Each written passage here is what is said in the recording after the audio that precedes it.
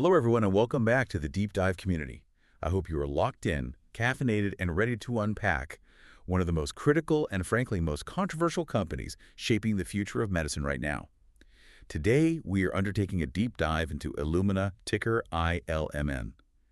This is, by every measure, the definitive global leader in next-generation sequencing. The core infrastructure. The core infrastructure that is absolutely essential for the entire genomics revolution. I mean, if you were tracking personalized medicine, population sequencing, or the rise of liquid biopsy, you are looking directly at Illumina's installed base. You really are. But here's the central high-stakes question we have to answer. Illumina possesses this indispensable technology and is riding these, unassailable secular tailwinds. Right. Yet its recent history is deeply marred by colossal capital destruction. I'm talking about the Turmoil disaster. Of course. So is this fundamentally a high-quality compounding machine that is just temporarily mispriced because of an executive blunder? Or is this a fortress that's showing hidden permanent cracks that emerging competition is just waiting to exploit? That truly is the defining question for investors in this space for the next decade. The core technology is, well, it's non-negotiable, but the execution layer has been anything but stable. Exactly. And before we get into the details of the business model and that competitive dynamic, just a quick note for everyone watching. Absolutely. For those who want to act on these investing ideas and manage capital efficiently, having a professional-grade platform is key. We use interactive brokers. They offer superior institutional-level trading tools and low costs. And we've actually partnered with them to get our viewers a stock bonus when they sign up and fund their accounts through our link. So not only do you get that valuable stock bonus, but you also directly support the rigorous independent analysis we do here on the channel. That's the idea. That link, which details how you can claim that bonus and get started, is located right in the description below this video. That's right. And of course, if you find value in this kind of truly in-depth discussion and you want to be notified the moment we release our next analysis, the best way to let us know is to smash that like button and hit subscribe. It really does help. It genuinely helps the community thrive. And if you have any questions or second-level thoughts regarding Illumina, we want to hear them in the comments section. We monitor those pretty closely for future deep dives. Perfect. Now that's out of the way, let's stop talking process and get straight to the analysis. We have to begin by establishing the foundation. Pillar number 1, the core BizGain model.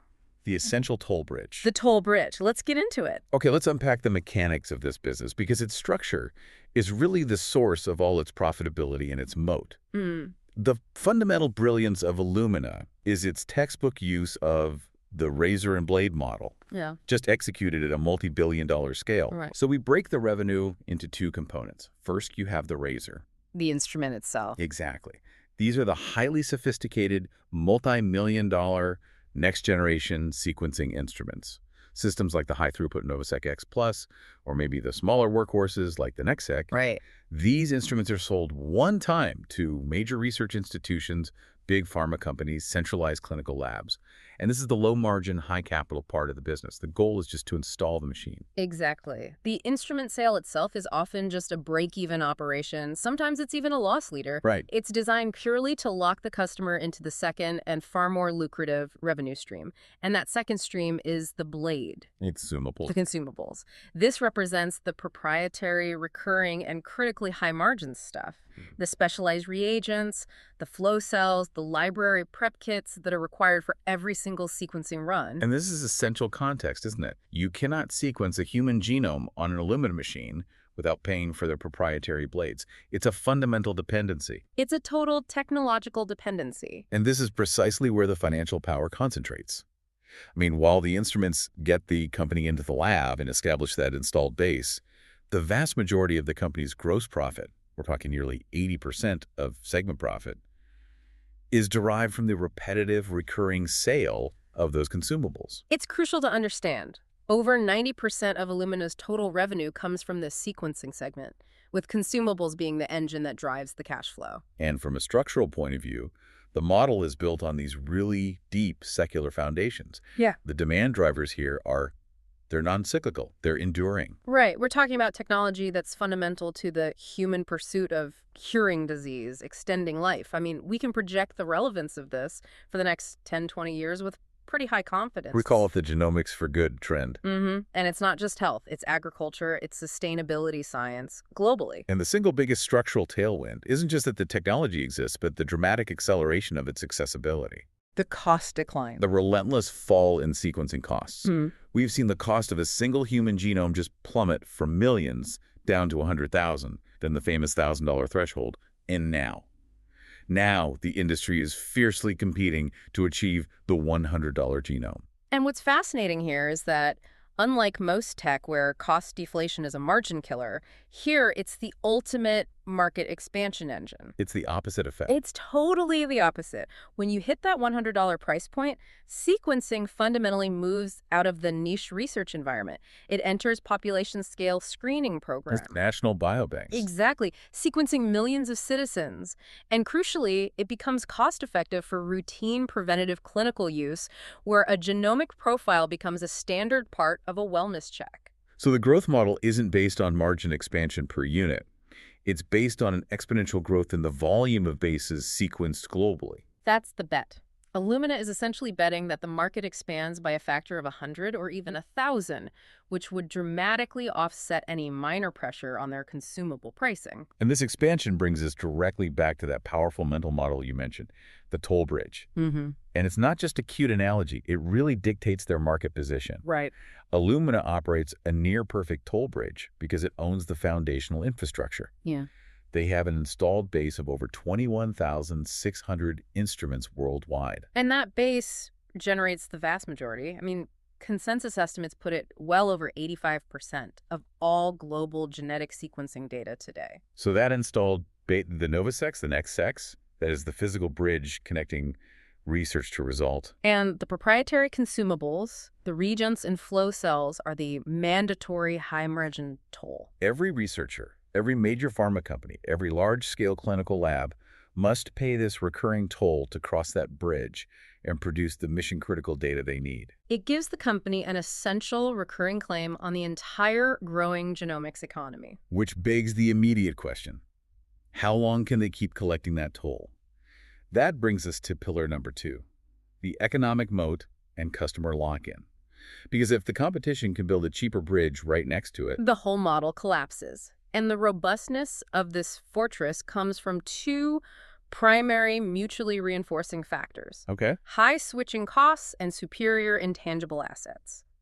Let's tackle switching costs first, because they represent the operational inertia that any competitor has to overcome. Right. So when a major lab, say a national genomics center or a big pharma R&D unit, invests $5, $10, even more $1 million in a platform like the NovaSeq X, that's really just the tip of the iceberg. That's just the initial outlay. The true cost of switching is operational. Their entire workflow is validated around that machine. Sample prep, data analysis pipelines, LIMS system integration, staff certification. And the regulatory validation for clinical use. That's the huge one. The friction here is just enormous. I mean, if you're running a multi-year drug development trial, switching your sequencing provider midstream can invalidate years of data. It could cost millions and push back critical deadlines. It's simply not worth the disruption. We're talking about an operational lock-in that goes way beyond the hardware cost. It's just easier, safer, and far less risky to stick with the established ecosystem. And that inertia creates this long-tail revenue visibility for Illumina that is very rare in technology. Right. And underpinning that operational lock-in are the intangible assets, specifically their proprietary technology. Yes. Sequencing by synthesis, it's the long-established industry standard for short-read sequencing. And why is it the standard? Accuracy and throughput. Gold standard. It relies on this massive parallel synthesis and redundant imaging cycles. This allows for incredibly high-quality filtering and error correction, which results in that gold standard accuracy for detecting single nucleotide variants, which are vital in clinical diagnostics. And they've got the patents to back it up. A massive, multi-decade patent portfolio that acts as a huge barrier to entry. It protects that core technological lead. And as we touched on, the moat directly manifests in the financial statements through pricing power. On the consumables. Exactly. Yep. When a customer commits to the hardware, they're entering a relationship where the price elasticity for the reagents, the blades, is extremely low. They can negotiate the price of the razor, but they are a captive consumer for the next 5 to 10 years for the high-margin blades. Now, we do have to introduce the nuance here, which is central to the whole investment debate. Okay. While the moat is deep, we'd assess its trajectory as stable but moderately under threat, or maybe narrowing in the short term. The competition is not standing still. Right. The fortress is being tested not by one unified threat, but by focused threats targeting the edges of the market. Wow. Long-read tech is challenging them on structural variants. Cost-focused competitors are pressuring the lower throughput systems. So they're being forced into this high-stakes, perpetual R&D arms race. Absolutely. The NovaSeq X series is a direct billion-dollar-plus response designed to keep their cost-per-base advantage moving faster than competitors can catch up. It's necessary defense spending. So let's pivot to the qualitative angle, the scuttlebutt from the ground floor. Yeah. What's the customer sentiment? Because we see this fascinating dynamic. The love-hate relationship. Or maybe love, but necessary tolerance. The love comes from performance. When accuracy, throughput, and scale are mission-critical like sequencing, the entire UK biobank labs universally praise the NovaSeq platforms. They deliver. They deliver the highest quality, most accurate, and largest volume of data. For that kind of research, Illumina is still the gold standard. But the tolerance part, that stems from the cost and the perception of market dominance. Right. Labs are acutely aware of the proprietary lock-in, and they frequently criticize the aggressive pricing model for the consumables. It's a classic monopolist situation. Customers have to buy it, but they resent the price. And that resentment isn't just economic, it's almost political within the scientific community, isn't it? It is. The perception, which was fueled by legal battles against groups like BGI and, yes, the dramatic defiance over the Drill acquisition, is that the company sometimes prioritized defending its monopoly over accelerating innovation for the public good. Like pushing the $100 genome faster. Exactly. That creates headwinds in public perception and with regulators. And we also have to check the internal health of the company. The employee perspective kind of mirrors this paradox. Praised for the mission, but criticized for the execution. The mission unlocking the power of the genome is genuinely compelling. It draws top-tier talent, especially in R&D. The work is groundbreaking. But the execution? Our insight suggests recurring issues with execution and retention, particularly outside of R&D. We see high turnover driven by inconsistent management, complaints about micromanagement, a lack of clear promotional paths. And the corporate drama surrounding Drill and the layoffs? Yeah. That must have just crushed morale. It dramatically eroded executive and internal morale. It suggests a period where the company's strategic ambition just completely overshadowed its internal stability. And that internal friction becomes a real liability when you consider pillar number 3, the competitive landscape and future growth drivers. Right. Illumina's advantage is massive scale, but we need to analyze the specific weapons competitors are using against them. Okay, let's start with the challenge from long-read sequencing, or LRS, primarily driven by Pacific Biosciences. PacBio. Their strategy is all about longer sequencing reads. Why does this matter? Well, Illumina's SBS is short read, generating fragments of maybe 150 to 300 base pairs. Right. PacBio's HiFi technology can generate reads that are thousands of base pairs long. And the technical trade-off there is crucial. Yeah. While Illumina is phenomenal for single nucleotide accuracy, long reads are superior for completeness. They're better for identifying structural variants, large insertions, deletions, rearrangements that are often missed by short-read systems. Exactly. So PacBio's recent advancements mean they are often complementary. They're used to fill the gaps in a short-read genome assembly, but crucially, they still haven't matched Illumina's raw, high-volume, cost-per-base efficiency. Not yet.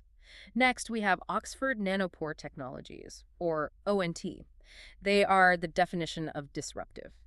Their core strategy is focused on portability, real-time results, and an incredibly low instrument cost. Their tech involves threading a DNA strand through a tiny protein pore and measuring electrical current changes. So the advantage is clear: portability, low upfront capital cost. It's ideal for field work, rapid pathogen detection, or low resource settings. But there's a critical technical hurdle. Single molecule real-time detection is inherently noisier than Illumina's bulk optical imaging. So the accuracy isn't quite there. It has lagged historically. While ONT has made huge improvements, their accuracy and throughput density still generally fall short for population-scale sequencing. They own a very important niche, but they haven't cracked the core high-volume market yet. And then there's the cost leadership threat, MGI, which is associated with BGI Genomics. Right. Their strategy, which is particularly aggressive in Asia-Pacific markets, is purely based on cost leadership. They offer instruments and reagents at a significantly lower price point. And their advantage is serving highly budget-sensitive markets, primarily in clinical screening and lower-tier research, where the lowest absolute price is the dominant factor. But again, Illumina holds the technological edge in the proprietary sequencing chemistry. SBS is generally more accurate and robust, and their patent protection in Western markets is a massive legal barrier that limits MGI's ability to truly penetrate the key high-margin Western markets. So if you synthesize all of that, we come back to Illumina's durable advantage. Despite the noise from the edges, Illumina's proprietary tech and scale still deliver the lowest fully burdened cost per base for high-volume, population scale, and critical clinical applications. And that is the core differentiator that matters. It is. When the application is sensitive, detecting cancer markers in liquid biopsy, or running millions of samples for population genomics, the required quality and scale inevitably lead customers back to the NovaSeq ecosystem. Which feeds directly into Pillar 4, the management stewardship and the enormous Grail hangover. This is where the narrative really shifts from technological dominance to self-inflicted wounds. Yeah, it's a tough chapter. We saw the fundamental leadership transition happen late in 2023, with Jacob Thaysen replacing Francis D'Souza. And that wasn't a smooth succession? No, it was a necessary corrective action driven by shareholder pressure and the spectacular failure of the Grail strategy. And the new CEO's mandate is a complete philosophical shift, isn't it? A total shift. Operational discipline, margin expansion, EPS growth. It's a dramatic pivot away from the prior regime's aggressive M&A and empire building. The new strategy is about recentering on the core sequencing business. And maximizing the profitability of that installed base. We really can't mince words about the prior management's failure in capital allocation. They failed the rationality test. Completely. The defiant, costly pursuit of the Grail acquisition. Yeah. It wasn't just a mistake. It was an act of corporate hubris. They consciously chose to proceed with the acquisition in defiance of both U.S. and EU antitrust regulators. Which signaled a profound disregard for regulatory compliance and, critically, for shareholder value. Right, and we should probably quantify the disaster here. I think we have to. The fallout included that staggering $4.5 billion goodwill and intangible asset impairment charge. $4.5 billion. And that's before you add in the astronomical legal costs, the billions in market cap destruction, and the significant managerial distraction over a 3-year period. This was a visible, massive destruction of shareholder capital. And it fundamentally changed the market's trust in the leadership. It did. It's important to be balanced, though. While external allocation was a disaster, their internal reinvestment has been stellar. That's a great point. The continuous high R&D spending, which often runs close to $1 billion annually, that is the highest ROIC use of cash the company has. The NovaSeq X development, which is essential to defending their lead, is the direct result of that disciplined internal reinvestment. So the challenge for the new management is twofold. First, they have to successfully, cleanly divest Grail to eliminate that distraction and the regulatory overhang. Second, they must reestablish a clear, rational capital allocation framework. High ROIC internal R&D first, disciplined debt management second, and returning capital to shareholders third. And they have to kill the appetite for irrational, aggressive M&A permanently to regain investor trust. That's the key. Okay, let's move to Pillar 5, the financial fortress. We need to strip away the noise and look at the core profitability of the sequencing business itself. Let's start with gross margins. They are the clearest indicator of economic power. Right. Core Illumina consistently reports extremely high gross margins, typically oscillating in the mid to high 60% range. This is the financial manifestation of the moat. It's the lock-in. It is. When a lab is locked into those proprietary consumables, they pay prices that afford this kind of exceptional margin structure. It's far beyond what you see in general hardware or biotech supply companies. However, looking at the headline, GAAP net income is just misleading right now. Total misleading. Due to those massive Grail-related goodwill and impairment charges, the non-cash, non-core accounting hits, the company has reported massive GAAP losses recently. So investors who rely solely on trailing GAAP PE ratios are completely misinterpreting the underlying health of the business. Right, which is why we have to focus on the non-GAAP results. When you strip out those non-recurring, non-core Grail issues, the business has positive, moderate underlying earnings. And that mental separation is crucial, isn't it? The core sequencing engine is highly profitable. The Grail acquisition was a balance sheet and managerial disaster, not a failure of the core technology or the razor and blade model. So when we assess true quality, the return on invested capital, or ROIC, is paramount.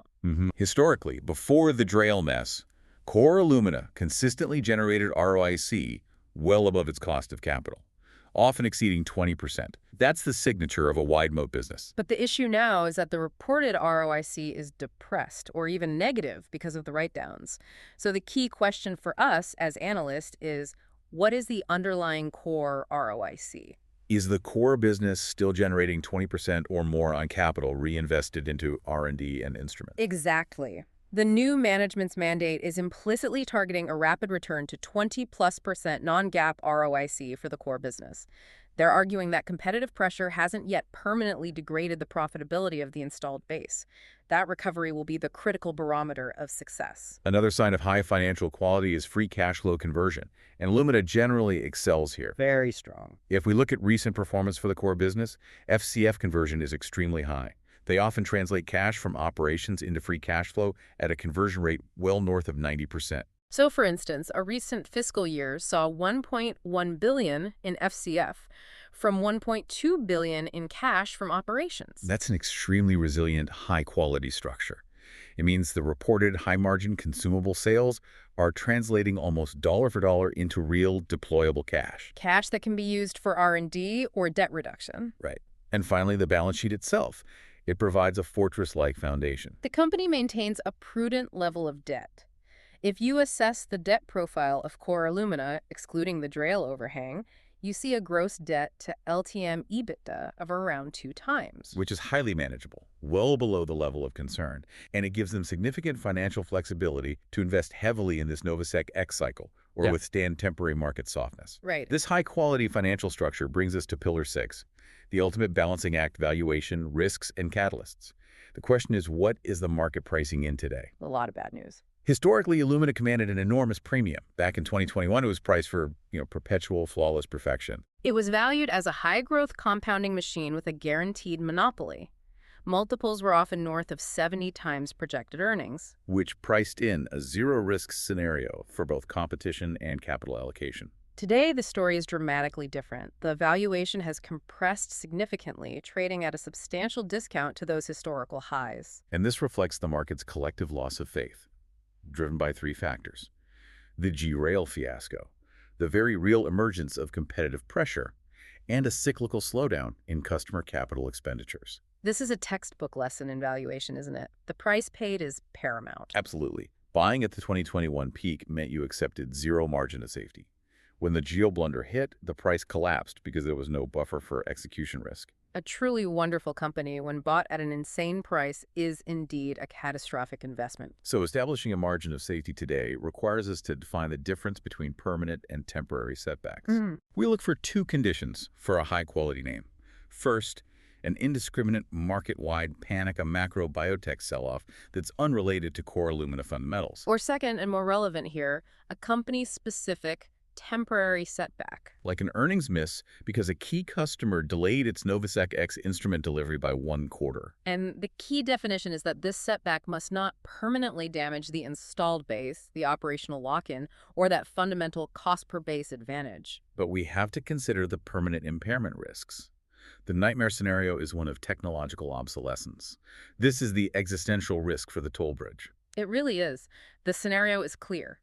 A competitor, likely PacBio or ONT, achieves a step function improvement in the triple threat accuracy, cost, and throughput that truly makes Illumina's short-read SBS chemistry irrelevant for high-volume applications. So specifically, if PacBio's long-read system could deliver Illumina-level accuracy, say Q40+, at a sub-$150 genome cost, and handle the throughput of a national biobank, that would strand the massive, expensive Illumina installed base globally. The switching cost moat would just evaporate overnight. It would. The other permanent risk, which is entirely controllable, is executive complacency. A return to the aggressive, value-destroying M&A strategy. Exactly. If the new management were to divert crucial cash away from the necessary high ROIC internal R&D, the lifeblood of their technological advantage, it would invite competitive ruin. The new CEO must permanently signal that the days of empire-building M&A are over. So conversely, what are the potential catalysts for a positive re-rating? Number one is the operational focus and the clear resolution of Grail. Right.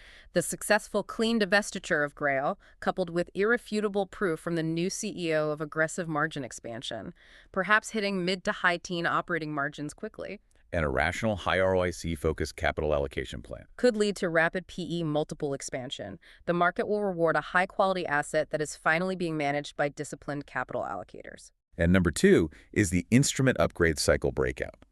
The adoption of the NovaSeq X series is the single most important metric to track right now. Absolutely. If that series accelerates the customer upgrade cycle faster than the market expects, or if a major clinical application like a liquid biopsy test gains widespread adoption and drives an unexpected massive surge in consumable demand, That volume growth will quickly overwhelm any residual fears about competitive pricing.